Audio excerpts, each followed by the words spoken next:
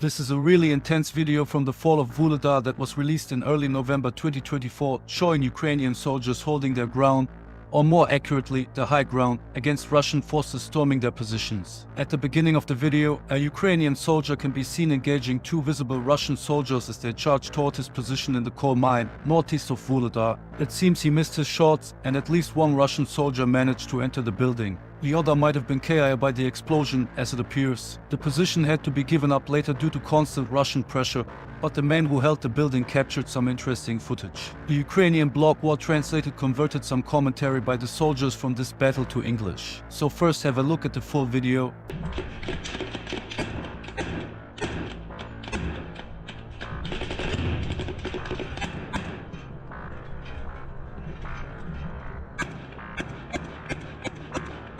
Помалу, позиція за позицією, противник відтискав нас до самої шахти. Тобто паралельно з нами працювали, що також бійці отримували поранення. Посадки, які тримали наші бійці, так само ж з злагодженістю 72-га бригада з НГУ. Вони зрозуміли, що ми там працюємо з 3-го поверху, і там працює кулеметник, там працює РПГ, там і ВОГ, і РПК, і все. То 2 дні безмежного було обстрілу танками, які бомбили по 3 години. Я головний сержант взводу, в мене є.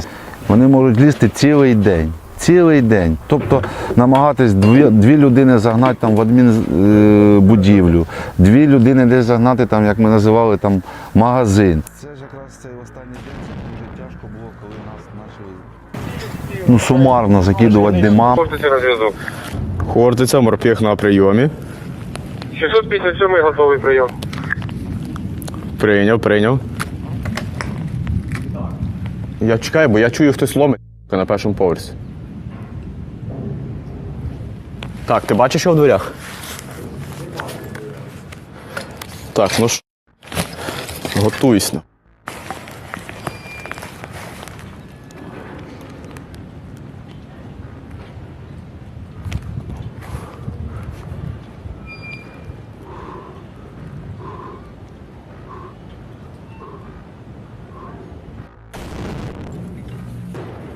Вклав, ні? Я бачу. Природжений РПГшник, ні? А? Ще одно? Морпек, я хортиця, 590, чудово.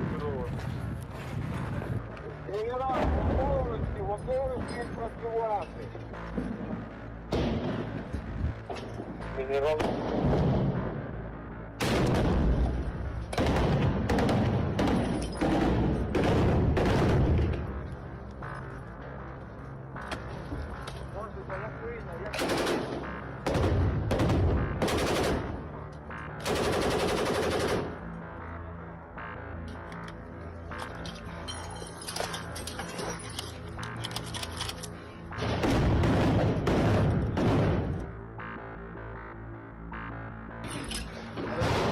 Вона перед нами прямо що стоїть під окном.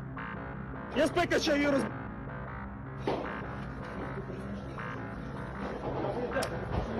Вони висадилися, що перед нами. Ось що прям за трансформатор.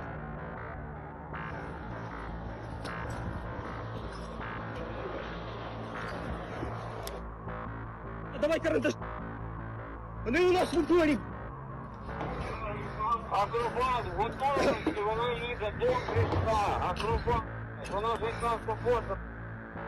Розпочнемося по ній. Акробат, як прийняли. Давай. Акробат, Є! Спека. Морквину чи карандаш? Морквина чи карандаш?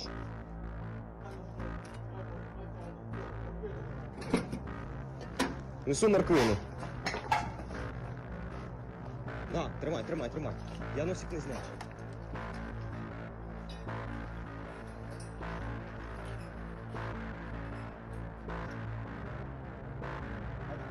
Та так. Я знаю.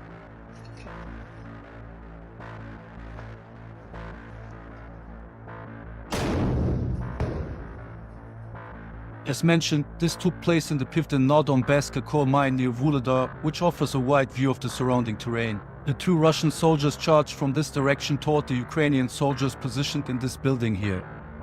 Preston Stewart mentioned in one of his videos that we don't often see soldiers holding the high ground in this war. This is because, especially in close combat, the risk of being cut off or taken out by precision strikes or other weapon systems is high. However, under certain circumstances, using elevated positions can make perfect sense, and we've seen it multiple times already, particularly in mid and long-range combat when combined with guided anti-tank weapons. Some of you might remember the video of the rooftop Ukrainians I shared at the beginning of the war.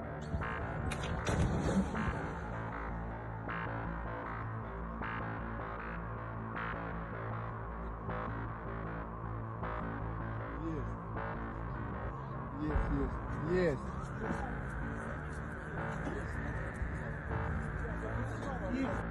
Огонь, огонь! РПГ, заряжай! Заряжай второй, матерый! Here, this was also the case, as seen in this segment showing the soldiers using guided anti-tank weapons against Russian armored vehicles approaching their positions. As we all know by now, drip-fed mechanized assaults, especially those consisting of only a few armored vehicles, have been the backbone of nearly every offensive operation in this war for some time. Paired with the relatively flat terrain in Ukraine, this makes massive industrial concrete buildings, as well as high-rise apartment blocks, ideal locations for organizing defensive operations. Massive concrete constructions are particularly advantageous in this context because of their durability. Even under heavy bombardment, they can withstand damage better than makeshift or temporary fortifications, enabling defenders to remain in position longer and coordinate their actions more effectively. High-rise buildings, in particular, allow defenders to dominate the surrounding area, giving them the ability to engage enemy forces at extended ranges while maintaining relatively secure firing positions. This, however, requires robust security measures, as units holding the high ground are at significant risk of being isolated if the enemy manages to close in for direct combat.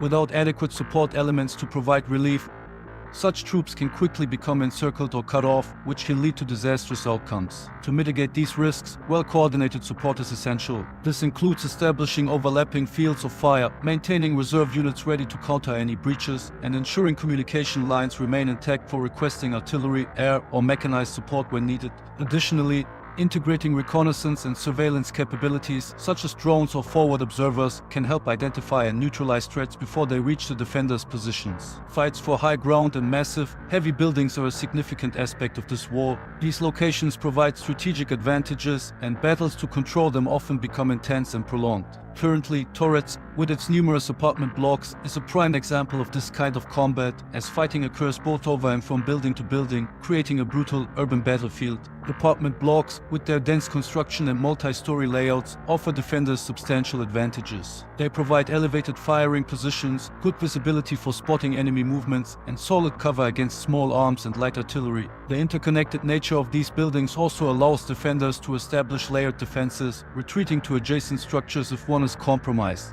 Furthermore, once positions are taken, it becomes extremely difficult, time-consuming, and bloody for infantry to clear buildings again. This is one of the key reasons why urban battles are notoriously prolonged and grueling. In the specific case of Torets, this challenge has pushed both sides to resort to using explosives more frequently, aiming to destroy the buildings in which their enemies have fortified themselves rather than engaging in the perilous task of clearing them floor by floor. However, the details of such tactics are material for another discussion,